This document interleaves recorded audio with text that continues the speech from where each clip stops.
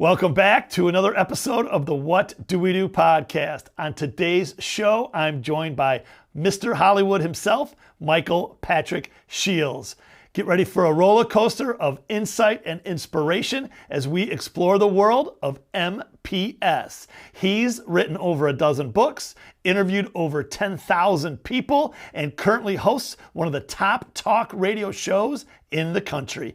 It's going to be a great show, so let's go.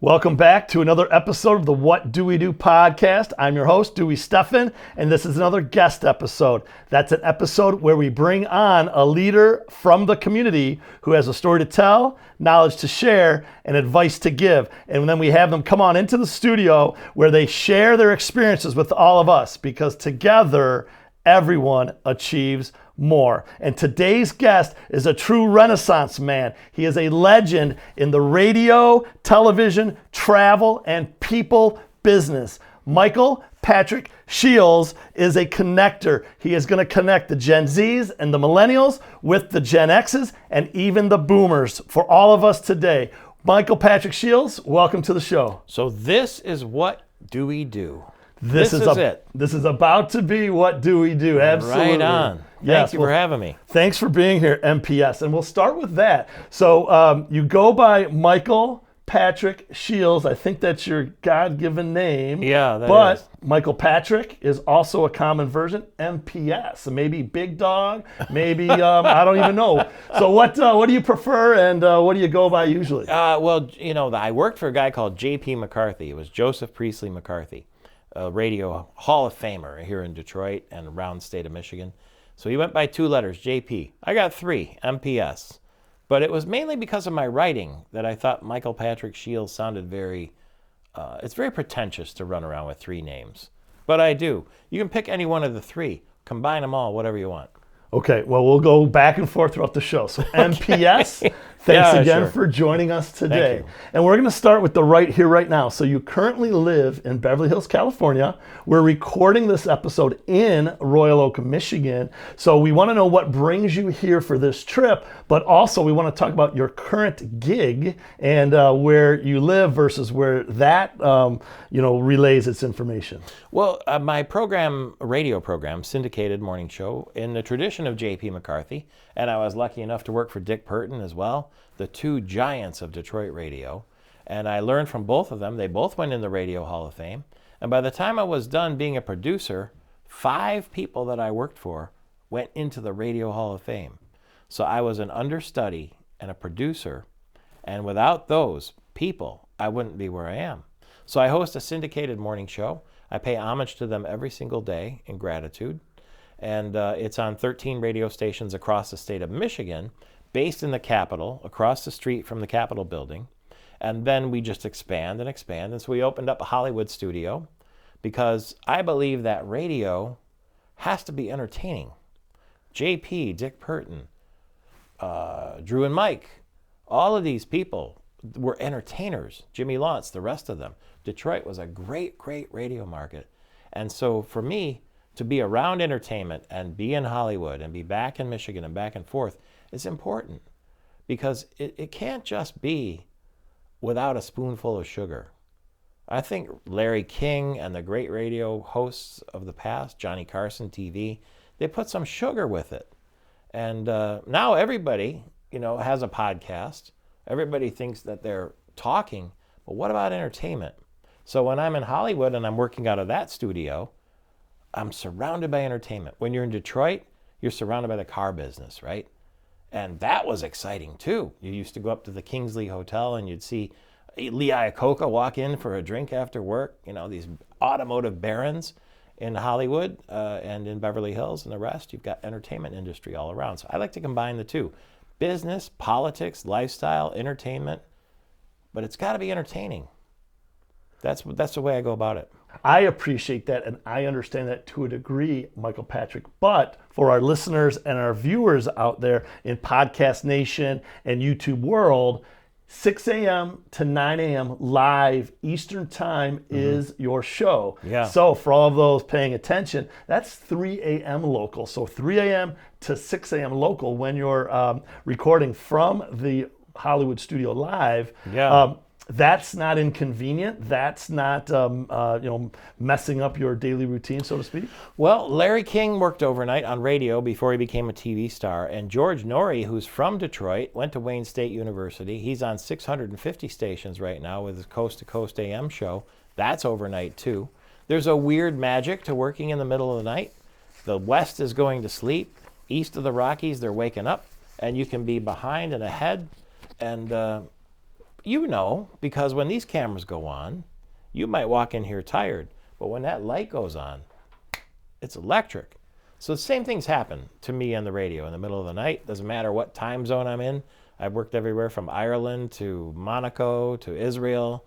And when the light goes on, it doesn't matter where on the planet you are, you're on the air.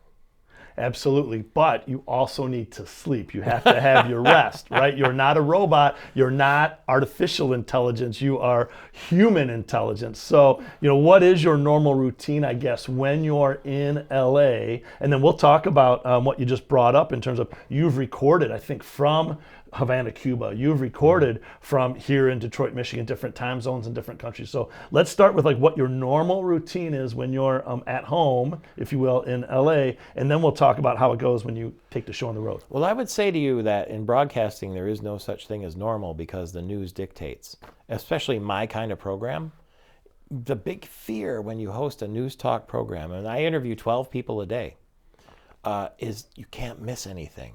You don't want to let anybody down, and you don't want to waste anybody's time. You got little segments. They're driving to work. You might get them for 20 minutes. You might get them for an hour. Maybe during the day they listen on the podcast, but you can't miss anything.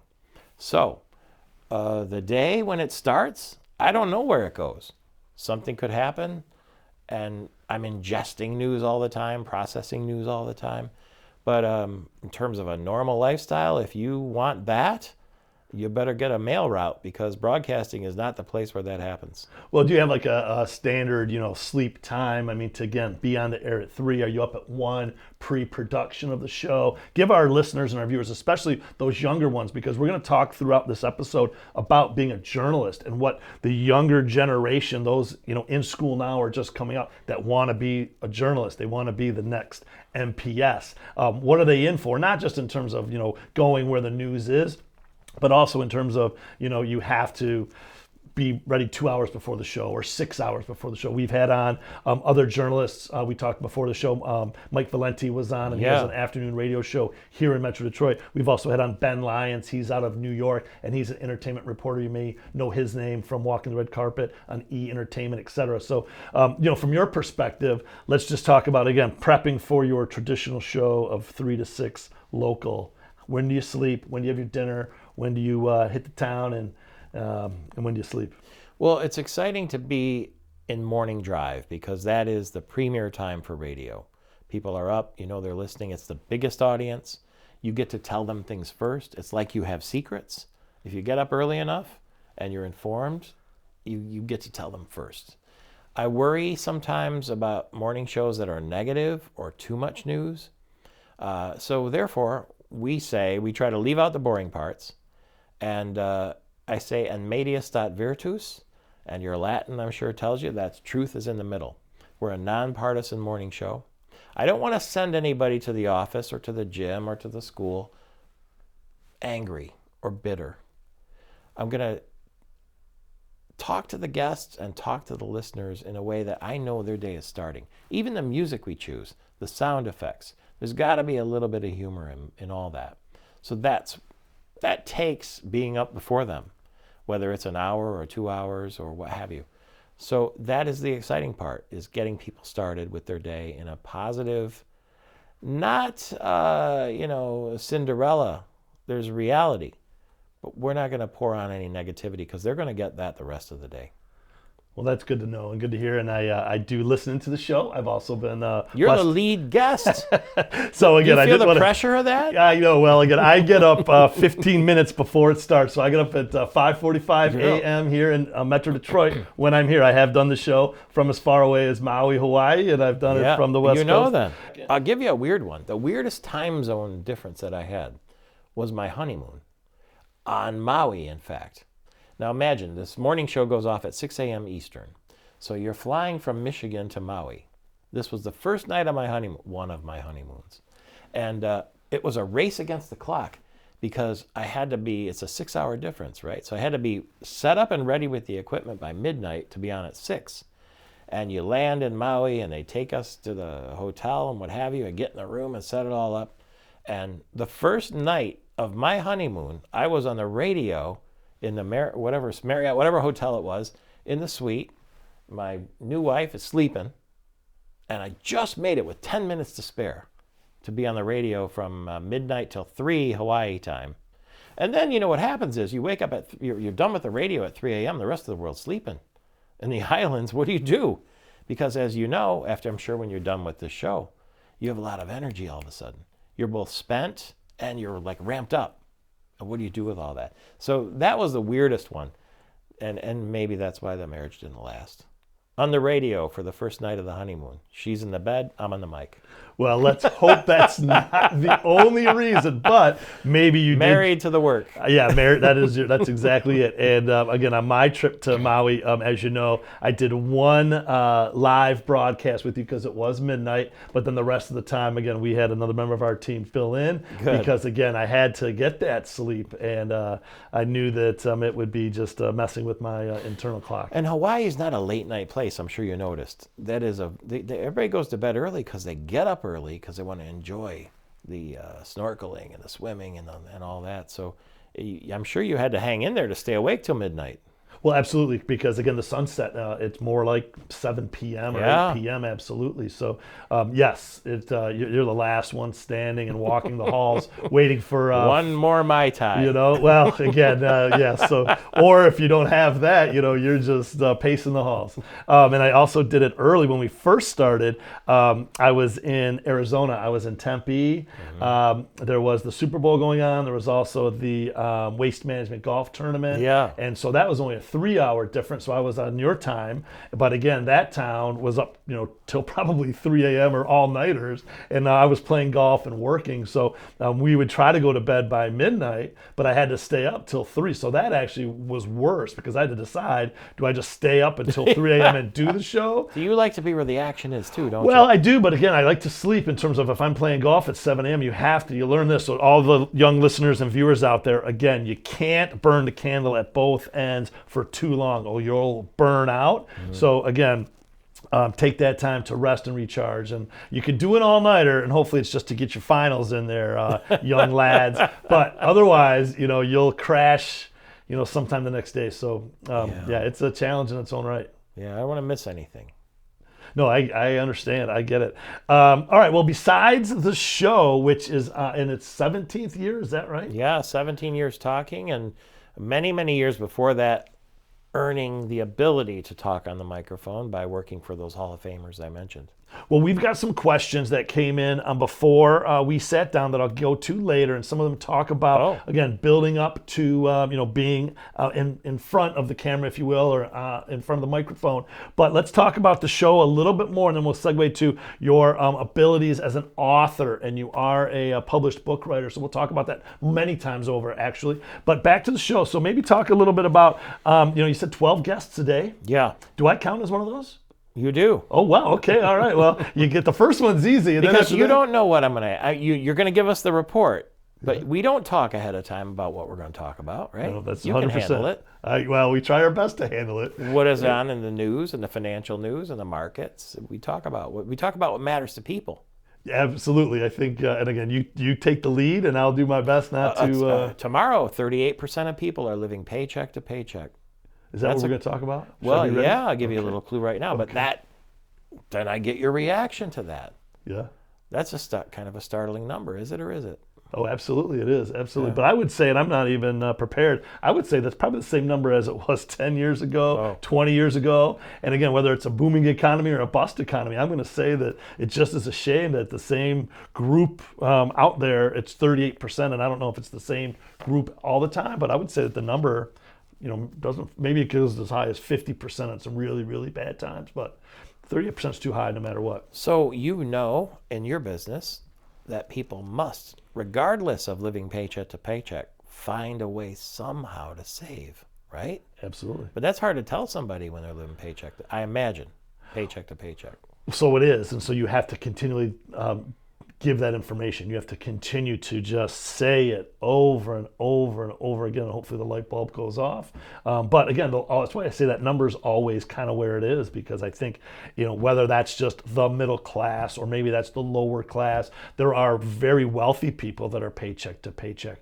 There are a group we did a podcast on called the Henrys, the acronym Henry. Have you heard of this? No. High earner, HE, not rich yet. High earner, they make $200,000, $300,000, $400,000, $500,000 a year, but they haven't saved anything. They are in debt, and usually they're from law school, medical school, etc. But others just live high on the hog. They have to have a BMW before they have a Roth IRA, savings for the year. So there's just a different mindset depending.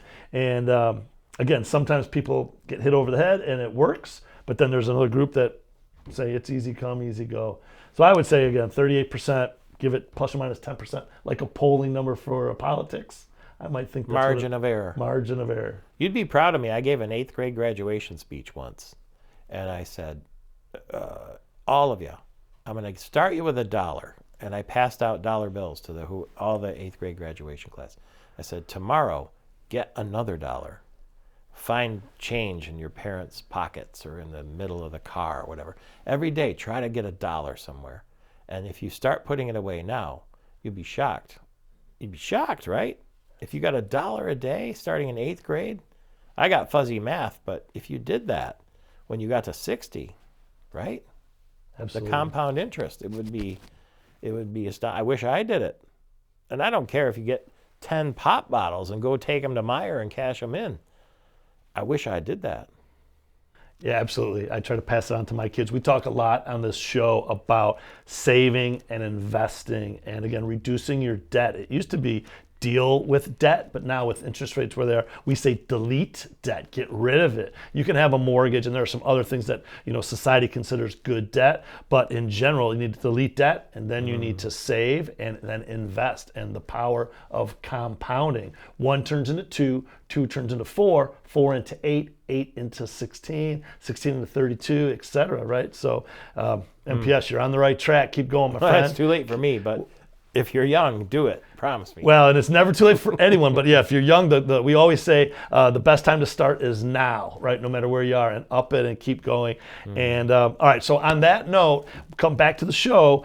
Who might be, one of your favorite interviewees out of the 12? Who, 1 or 2 of the all-time best guests or stories you have, and then maybe 1 or 2 of the all-time, bloopers or just ones that got away. Well, I was broadcasting kind of Bunkport, Maine, and it was the Cape Arundel Golf Club. It was the George Bush Golf Tournament, George Herbert Walker Bush, the 41st president.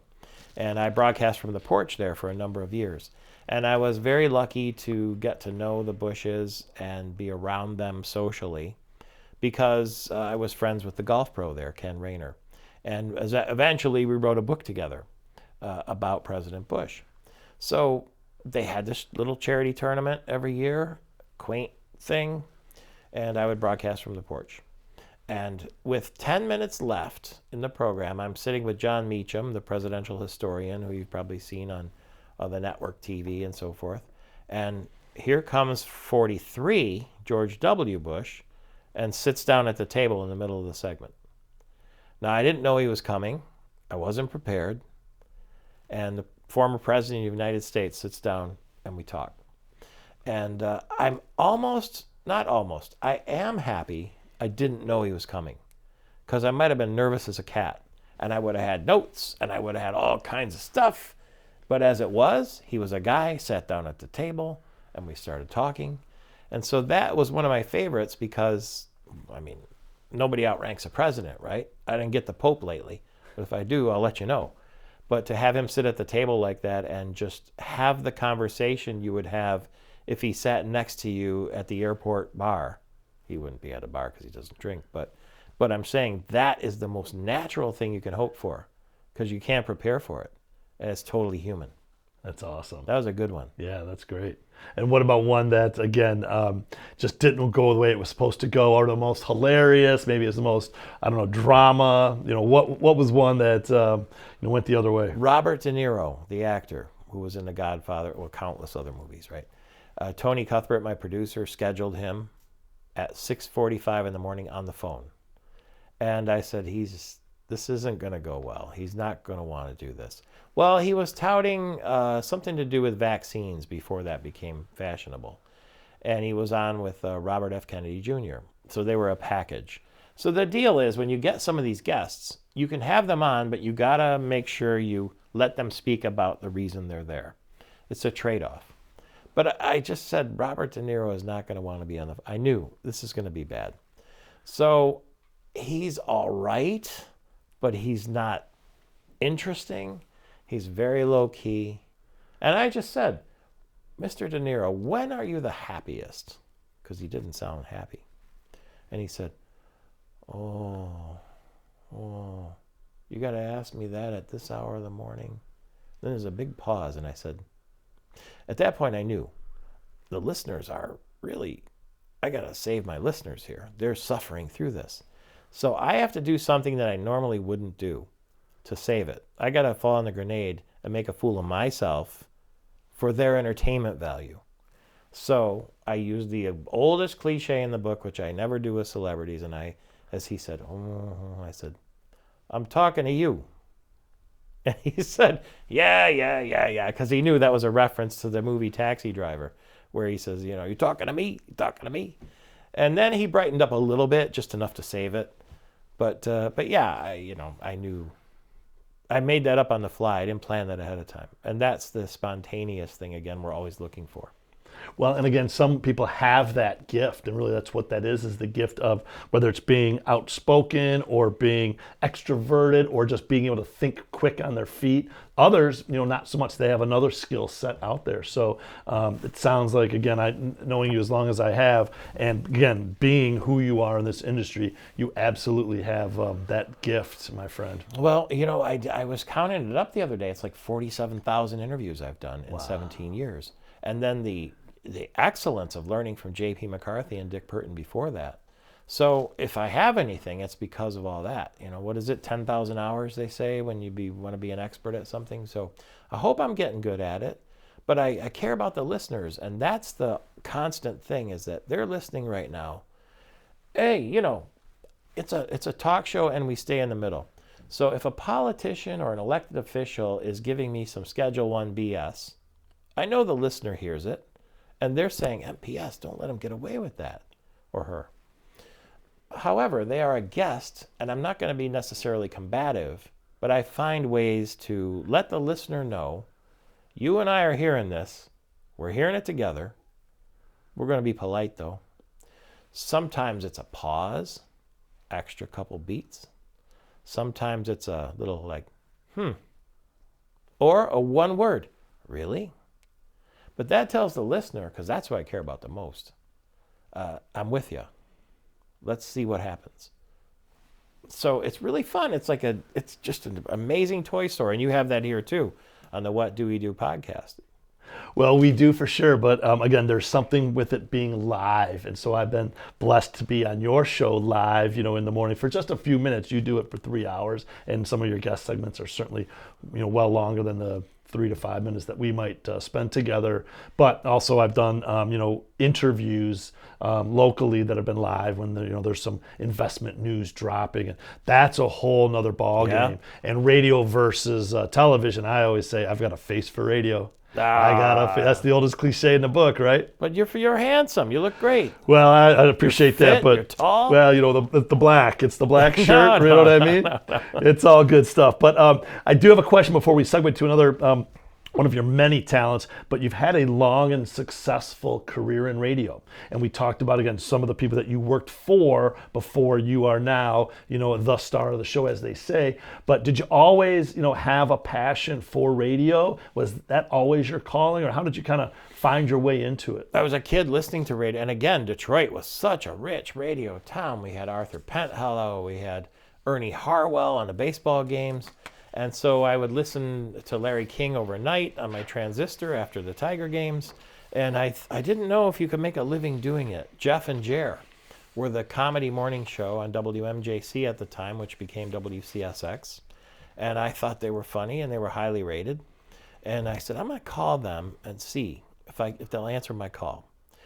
Back then it was a rotary phone even. So they had the morning show. I pretended I was sick, stayed home from school, and I sat there by the phone, and the second they signed off, I dialed, hoping to catch them. Now, this is a very fateful moment because they answered the phone. I imagined they'd be cleaning up or whatever, and they did. And I said, I'm just a high school kid, but I'm wondering if I can ask you a couple questions about being in radio.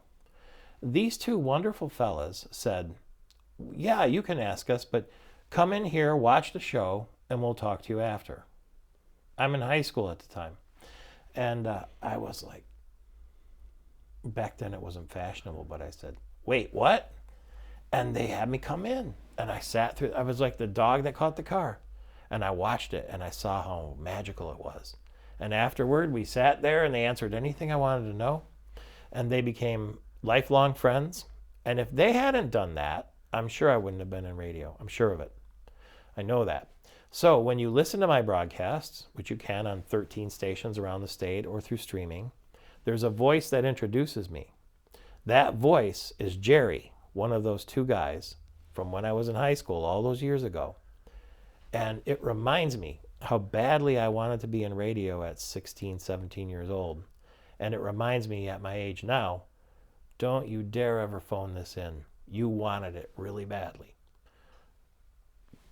Act like you're 17 right now. We've been doing it 17 years, but that passion, you wanted it so bad. That voice reminds me every time. And really one of the most amazing things that's ever happened in my career didn't happen to me, but when those two guys retired and they were big stars, they moved on to San Diego. They retired. Jerry called me and I said, I want to let you know I'm retiring. I said, you ought to be in the Radio Hall of Fame. He said, is there such a thing? I said, yeah, there is.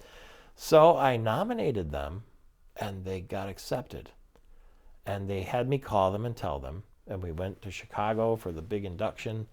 And for me, they gave me a career in radio. At the end of their career, to be able to give them that was so extremely satisfying for me. It's a story you would never make up. No one would ever believe it. But the kid who called the station got them into the Radio Hall of Fame. They gave him a career by encouraging them, me. And this is like magic stuff. Showbiz.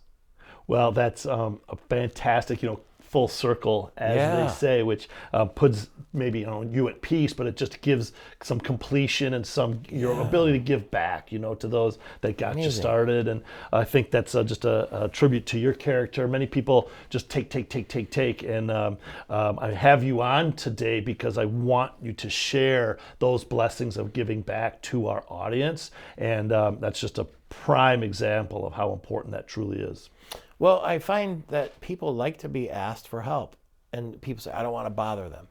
They like to be asked for advice. You probably like to be asked for help or like to be asked for advice. It makes you feel special, and then it's really nice when they keep in touch years later and say, that advice you gave me, here I am now. It's very sweet. If you have interns, we have interns that work with us. I'm never happier than when they're doing very well, and we had a little something to do with it maybe. But I wouldn't be here if it weren't for them and if it weren't for J.P. McCarthy and people who let me make mistakes and let me work for them and learn from them. Yeah, absolutely. Mentors. And if your mentors become friends, That's awesome. And we've talked about that on this show repeatedly as well. Well, that's a great segue, Michael Patrick. So before we get to this next topic of authoring books, and again, instead of radio, now it's written. We're going from radio to written. But before we do that, I want to thank everyone again for tuning in to another episode of the What Do We Do podcast. Without your support, we can't do this. So please continue to subscribe, share, tell a friend. Together, everyone achieves more. This is season 4, and as we like to say, we're just getting started, okay? So thanks for sticking with us. And the next topic, again, let's talk about... Are you still awake? Are you out there still? Thank you for sticking with us. All right, yeah, hit the pause button and go do a dance, do some jumping jacks, and then hit play again, Have right? a margarita. That's it. Fantastic. So yeah, as an author, that's a whole nother world. So let's talk about that. You have, your books. I want to get to that, but before we talk about this awesome book that you wrote, talk about some of the others that you wrote, I guess, as well, but they weren't, only you, if you will. Talk about maybe just your journey as a writer. Well, I'm weird because the first thing I wrote was a book. Usually you write columns and you're a reporter and what have you. But the first thing I wrote was a book about J.P. McCarthy, who was #1 for 30 years in Detroit, passed away at much too young an age, at 62. And I was his producer.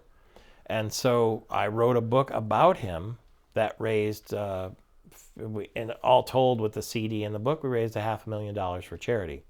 I got to tell you, if you've ever been to the Barnes & Noble at Orchard Lake and Maple, I lived over there. When that book came out, every Sunday, because we didn't have internet, I would go first thing in the morning to that Barnes & Noble and get the Detroit news. And they would list the books in the, how they were on the top 10 books. And one week it was 5th, the next week it was 3rd, and the next week it was #1. And it beat out Mitch Albom, Midnight in the Garden of Good and Evil. There was a book about the Kennedy assassination. And I got a chance to make JP #1 again. That's how loyal I was to him. And that was so satisfying, that book, to be able to do that. And that's what got me started. And then, the thing about it was, he was passed away at the time, but I like to be near the action like you.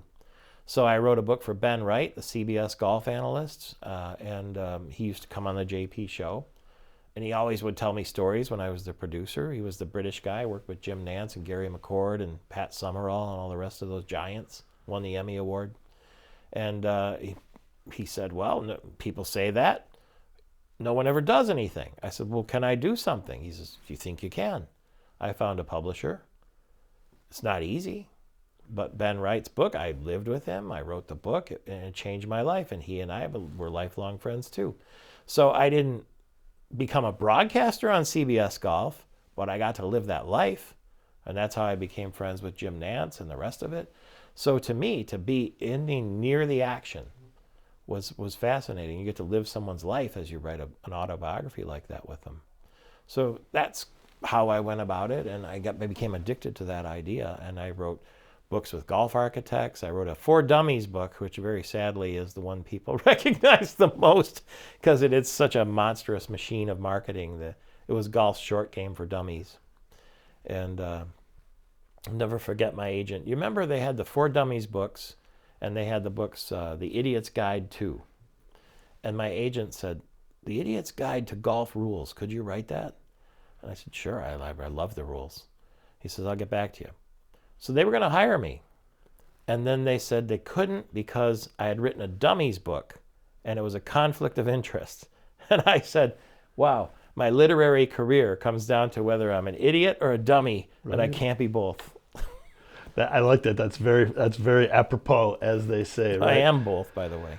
So, well, let's talk to our audience again and let them know. So, yeah, again, at the time, you might not have been starring on the big show quite yet. Oh, yeah. But you had a job as a producer for J.P. McCarthy, the rest of it. But in the writing of that book, these other books, maybe talk through, again, kind of fast, but how long does it take to write a book, and maybe whether it's full-time or part-time, or just, again, I'm sure we have a lot of listeners, a lot of viewers that want to write, their own memoir, their own novel, of the day. So what do they expect? I would say do it now because it's it's easier than ever to write your book, whatever it is, because now we have access to publishing we never had before through Amazon. So do it, because if you're not going to make a living doing it, but do it. It is like climbing a mountain. And if I had a dime for every person that came up to me knowing I was an author that said, I got a great idea for a book, I would be Dewey Steffen instead of MPS. But I always told them, okay, do the outline. Do a 40-page outline on where it's going to go and what it's going to do and the marketing and all of it.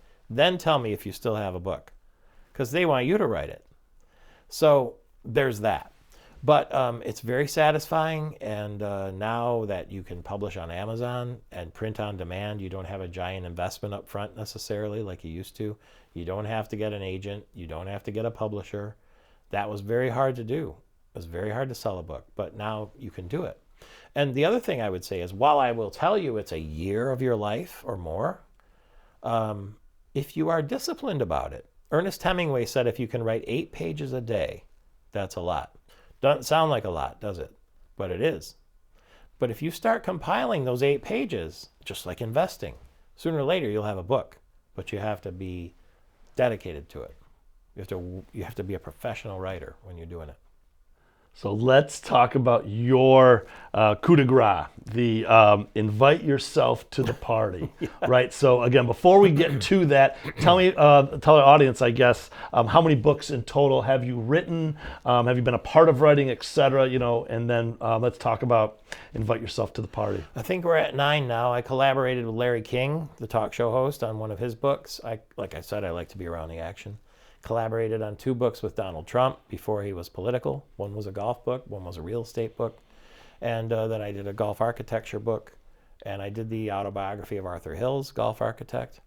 And I worked on, really the most special one probably is, I call him Mr. President, stories of golf, fishing, and life with my friend George Herbert Walker Bush.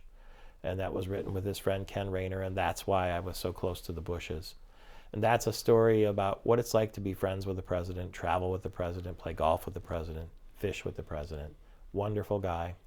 And when we had the book launch party in Kennebunkport, that was probably the moment of my career, because George and Barbara Bush came to the opening and sat in the 3rd row because they would refuse to sit in the 1st row. That wasn't the kind of people they were. And for me to be up there speaking in front of a president, I remember when I was a kid, I'd go to his speeches, and I would never imagine one day that I would be speaking and he would be listening. It's bizarre. But anyway, that was probably the crowning moment of my career. But I did write a book called Invite Yourself to the Party. And this is a theory, I heard somebody say once, I'd rather have roses on my table than diamonds on my finger. Meaning you can spend money on Prada shoes and Gucci bags and diamond rings and fancy cars, or you can spend money on experiences around the world. Here in Michigan, beautiful things that you get to do and they can't ever take away from you. Travel to Italy or have a great dinner with the people you love, Hawaii. And so I took that to heart, and that was the main subject of the book, to live your life that way. And the invite yourself to the party part came because when I was young, like I said, I like to be around the action. And in order to do that, you got to get out of your house and do it. So to ask Jeff and Jer, how do I be in radio?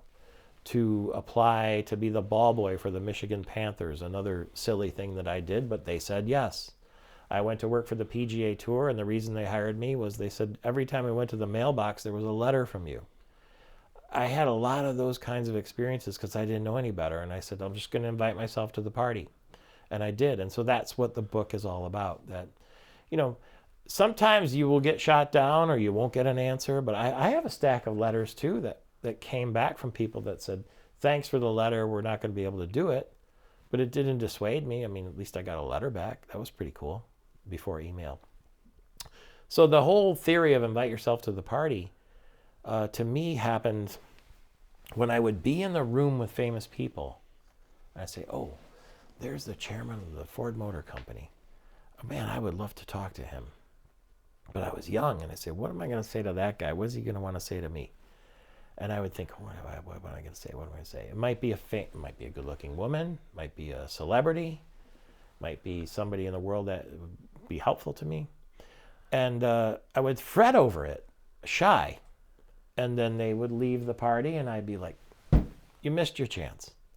So the pain of missing the opportunity was worse than any embarrassment I would have faced by having them blow me off, which, by the way, almost never happens, no matter what.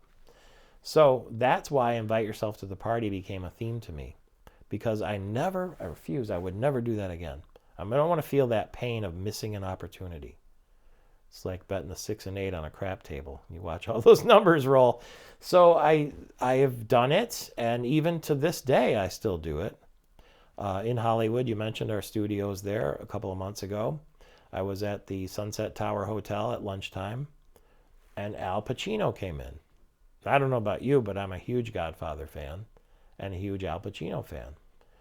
And he walked right by my table and he sat down, and 10 feet away. Now, you don't bother celebrities in that setting. You got to be careful how you choose your moment. But I knew I wasn't going to let him leave that room without coming up with something. So I'm spinning. What can I say? What can I say? What can I say? And then I said, you know what you're going to do? You'll come up with it. So I physically pushed myself up from the table and propelled myself toward his table, knowing my mind was never going to let me do it. I had to physically start this thing, and then my mind would catch up. And it worked out great. He was very friendly. We had a couple of laughs. In fact, at the end of the lunch, he was leaving. We were leaving together. We had a couple of laughs. You run into celebrities the same way, too. But I wasn't going to miss that. You don't imagine how embarrassed I would have felt for myself, like if he left and I didn't get a chance. I don't want to say I could have spoken to Al Pacino. I want to say I did. That's how things happen.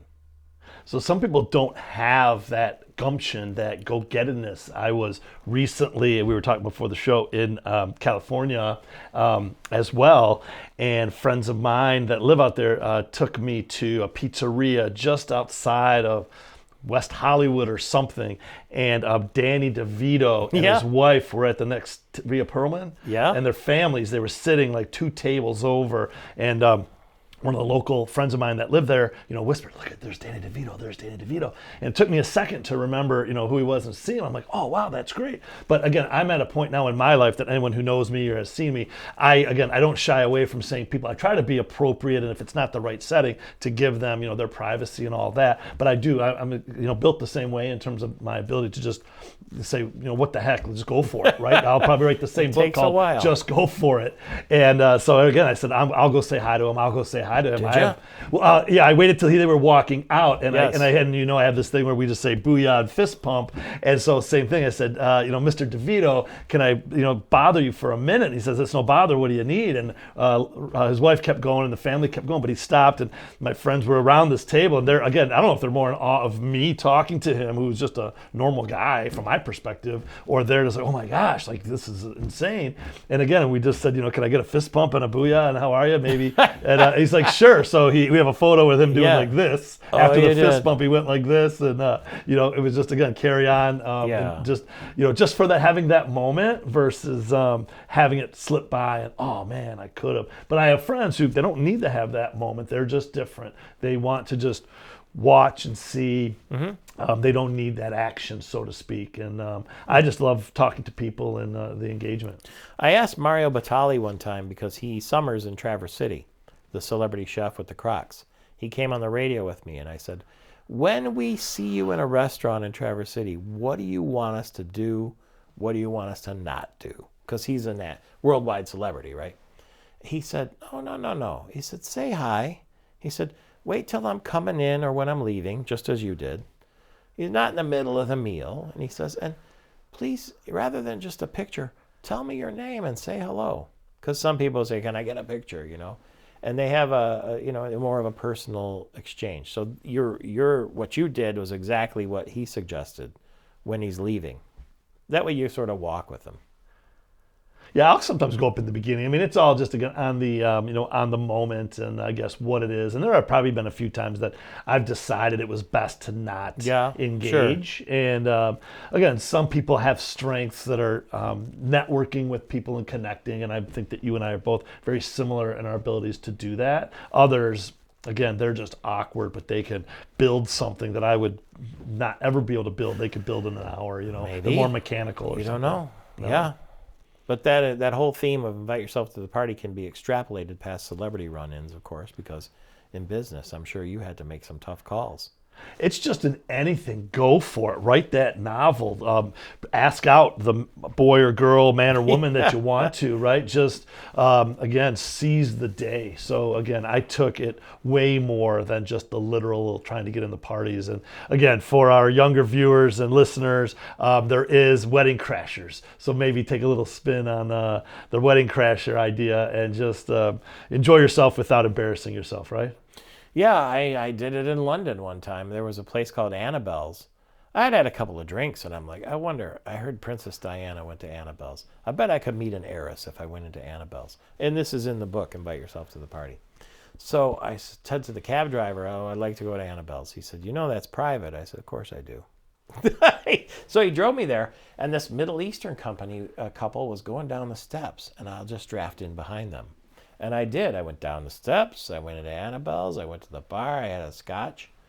And then it occurred to me. You have terminology. I drafted in behind. Yeah. Them. Very you strategic. You get close enough, you feel they think you're part of the group. Yeah, no, I get it. Yeah. So the only problem is it's a club. So I realized, how am I going to pay for this scotch when it's time to go? But I was going to stay the whole night till something happened, whether it was an heiress or who knows.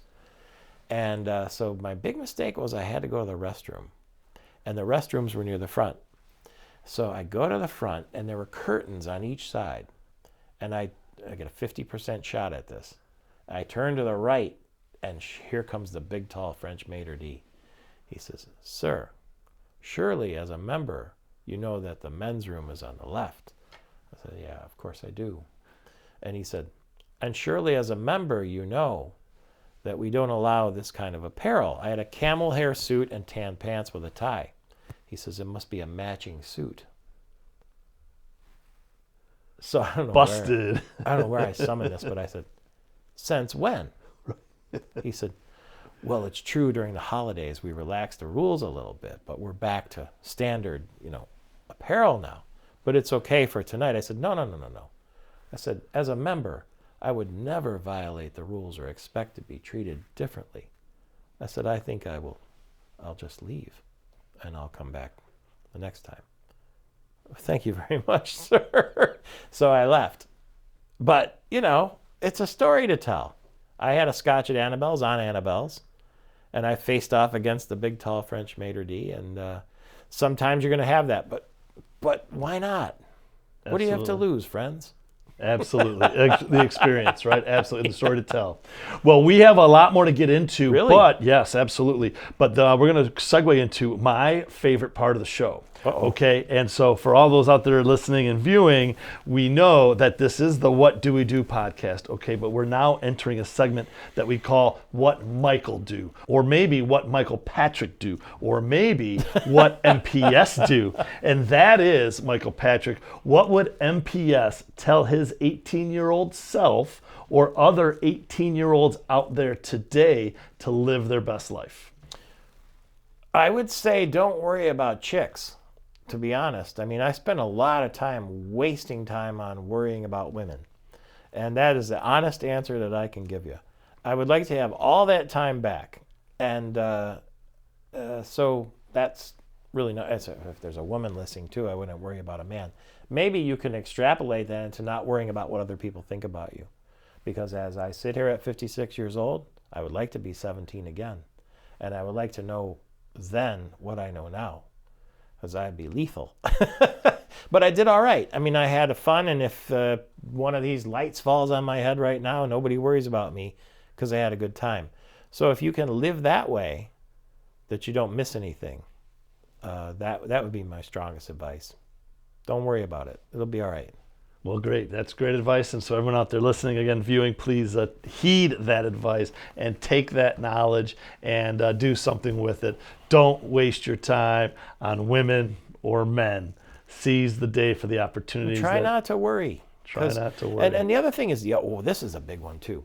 You ever been sitting on the fence and you can't decide one way or another? That is the most draining damn thing. And it takes you a day or a week or a month to decide. The energy and the stress that it causes, what am I going to do, what am I going to do? Pick one or the other, because it'll work out. As long as you pick something and run with it, you'll be down the road anyway, and you'll be somewhere else that maybe you didn't expect to be. But don't like stress over a decision. Make a decision and go. Paralysis by analysis. If you have the ability to do that, the great CEOs, I think, are able to size things up, make decisions, and be decisive. Leaders too, if they're not taking polls all the time to figure out, how to satisfy their base. But yeah, that is the other thing I would say. Don't sweat it. It'll be all right. Good advice. Fair enough. Easy to say, not easy to do. Well, again, good advice. Fair enough. And it isn't easy to do, but everyone out there can do it, right? Next topic. Not too long ago, you went running with the bulls. Yes. Would you mind telling that story for our audience? Yeah, I'm writing a book about it, in fact, called The Boy and the Bull. Oh, another book's on its way. It's on the way. Okay. Yeah. I was turning 50, and I've been for years saying I'm going to run with the bulls one day, and I said this is the year to do it. Another thing, just say it, do it. So I went, and it was a very emotional experience in Pamplona. It was thrilling. It was exciting. It was whimsical. It was hilarious, but you're a father, so you know. I had my son with me, who was, I think, 17 at the time. And the night before, after all this build-up, all this travel through Spain, he says, I don't think you should do it at dinner the next morning. I said, well, but we've come all this way. And I said, the odds are with me. He says, Dad, you really think the odds are with you? He says, you're not fast. You've never done it before. And he said, you're 50 years old. He said, if there's a pool of people that are likely to get gored, you're in it. A risk pool, like the insurance. And I said, there's about 900 people and 6 bulls. So I started to feel a little guilty, like, should I put the kid through the trauma of watching this? Because he wasn't going to run. He was going to be in a balcony watching. And I said, how old was he at the time? Like 17. Okay. And he said, well, tell me this. Are you doing it for the show or are you doing it for you? Imagine a 17-year-old kid saying that. I said, I'm doing it for me. He said, well, then effing do it well. So you get up in the morning. It happens at 8 in the morning in Pamplona. I set the alarm. In my life, Dewey, I had never done this before. But I had to set an alarm to wake up and drink before I went to run with the bulls. I bought some Russian vodka from the street, and you wear the all white and the handkerchief and everything. And so I had a couple of vodkas, and we went to the church where you pray before you go. Everybody goes there to pray for their safety. And then you go and you wait. And Harrison was up in the balcony, and I tried to say, don't worry about it. And then at 8, you hear a cannon shot. That means they're opening the gates. And then you hear the second cannon shot, which means all the bulls are out. 6 of them are coming. And the thing that's dangerous is it's a stampede of people and bulls. Because once they start coming, you're running whether you like it or not, because all of those people are running to escape these bulls. It was just thrilling, old world, ridiculous. And one of the easily the great moments of my life for sure. And I survived. And that morning, 3 people got gored. It was 2017, and one of them was an American who got gored in the testicles. Oh. So the news goes back through NBC and all the news out to America that an American got gored in the testicles. Well, you can imagine what anybody who knows me thinks. That had to be him. Right. But it wasn't me, thank goodness. But it was a very, very, very exciting experience, and the culminating thing of it all was that the next day we were down back in Madrid, and we got to go watch a matador practice. And that was fascinating too, and he'd been gored before and all that. So I'm, watching this and paying attention. It's in a town called Toledo. Next thing I know, Harrison is out there with the matador in front of a bull, and the matador gives him the cape to do the thing. And I'm like, what? And the horns come, and he does the cape, and then he runs, and the matador runs, and I thought, this is life. From 1 minute he's telling me not to do it, and now my son has outdone me, faced one of those things face to face like a matador. And I've told him many times, your father is the only guy who wants you to outdo him, for your kids. You know this. Yeah. And so it was just, again, a story that is so magical you couldn't make it up. I survived with 900 people. He went face to face with a bull, Harrison did. And you're going to do that a lot in your life. He took the bar exam. He went to law school, graduated like you from the University of Michigan. And there's nothing more satisfying than seeing your kids succeed. Seeing them succeed, absolutely. I'm with you, and I'm just getting started, on that young adult part of the journey with my kids, and every day is certainly a blessing. Absolutely. It's exciting at the same time. Sometimes there's moments where you're like, no, what are you doing? What did you do? Maybe instead of what do we do, it's what did you do? Maybe I'll have a show like that. Yeah. But on that same breath, you mentioned back with Running with the Bulls, how the news came back to America, so to speak, right? Mm-hmm. And again, with the time that's left, maybe let's talk about news back then versus the news now, and where the news will be in the future. I think radio with your show is still there, but is it dying? Is it going to be reborn? Is it maybe having a rebirth now? Are podcasts relevant? Let's talk about social media in general, and how, again, our younger generation, they don't watch the local news channels anymore. Frankly, they stream it. They hear from their buddy Al, their friend Susie. What do you think about the whole news flow and where we are and where we're going? I have a theory called it's the singer, not the song. And when it comes to entertainment, if you like the singer, you'll listen to the song. If it's your favorite song sung by a terrible singer, you don't want that, right? So I think the thing that saves radio is it's immediate. It's now. And the performer, if he has any kind of personality, is the singer. So you want to be connected to that friend. There are people who that's their only friend the whole day. They're sad when the show ends because their friend's going away till tomorrow. That is an example of why radio means a lot to people. You don't get that on an app necessarily, and so that's why I think, and Detroit was a good example. We used to have the most creative radio in the city. We don't anymore, but we did. And so if you put some creativity with it, some music, some thought, some humor, and you can bake that all into a cake, people love it. I'm worried about artificial intelligence. I'm worried about sources. My mother sends me things. I said, Mom, where did you read this? Oh, I read it on Facebook. I said, yeah, but who wrote it? And so there's that. Also, I think that the constant negativity of cable news all day long, I canceled cable because I would leave it on. And why am I ingesting this all day long? Somebody likes dividing us. And I don't want to be divided. I want to be the United States of America, not the divided states. There is currency in negative news.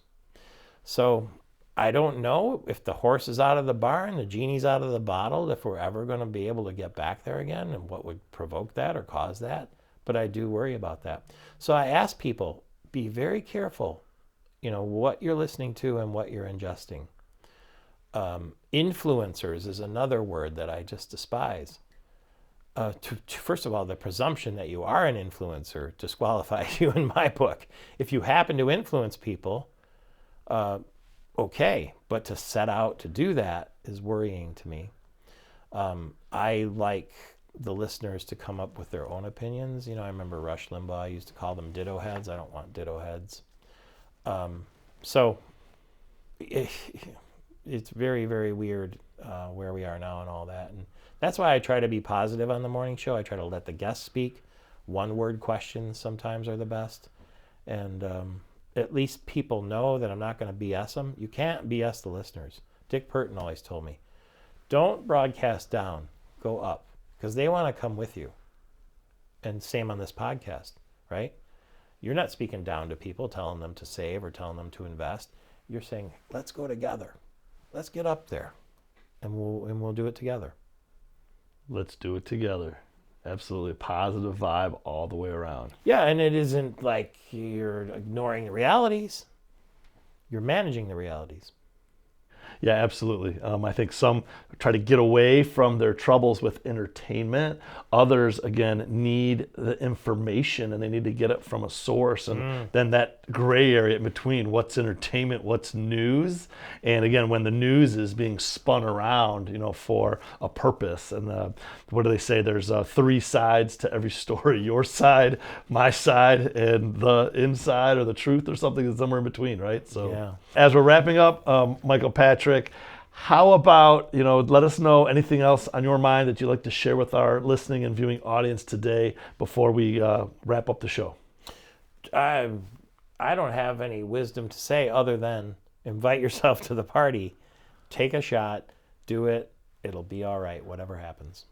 That's awesome. Well, again, we're so blessed to have you here. Could I get a little booyah from you? Booyah! Booyah, my friend. What an honor. Well, as we always say when we wrap up the show, live your best life, be radically generous, a great big booyah to ya. And this is another episode of the What Do We Do podcast with the legend, Michael Patrick.